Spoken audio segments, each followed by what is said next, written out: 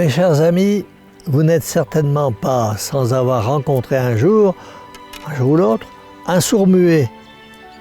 Vous avez peut-être jeté sur lui un regard de compassion parce que son infirmité lui rendait l'existence plus pénible qu'aux autres hommes et le privait de beaucoup de joie. Alors, avez-vous songé, mes amis, au sort plus triste encore de ces âmes qui, dans l'ordre surnaturel, sont frappées d'un mutisme semblable? Craignons, mes amis, d'être du nombre de ces âmes sourdes et muettes. Mais pourquoi certaines âmes sont dans cette situation? Celles qui sont complètement muettes, ce sont celles qui refusent obstinément d'admettre l'existence de Dieu, à plus forte raison de l'honorer, de le prier.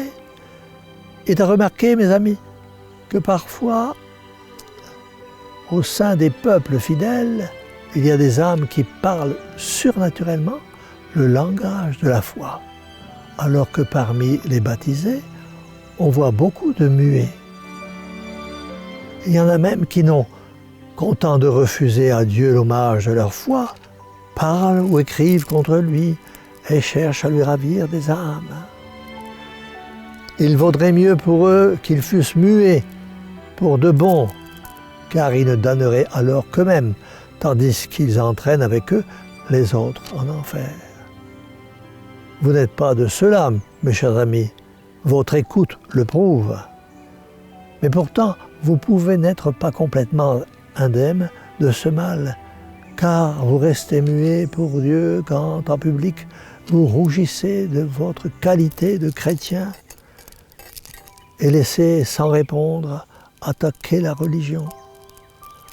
Vous restez muets si vous négligez vos prières du matin et du soir.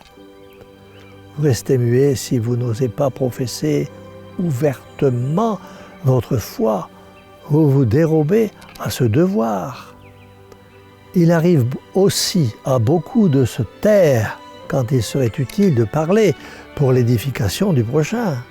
Les saints savaient toujours glisser dans leurs sujets de conversation les plus ordinaires un mot de piété et élever ainsi le sujet de l'entretien. Mes amis, ne restez pas muets. Tout chrétien est un véritable apôtre. Il a un apostolat à exercer, chacun suivant ses moyens. À lui s'applique la parole de notre Seigneur, que votre lumière luise devant les hommes. Nous trouvons ça en Saint Matthieu.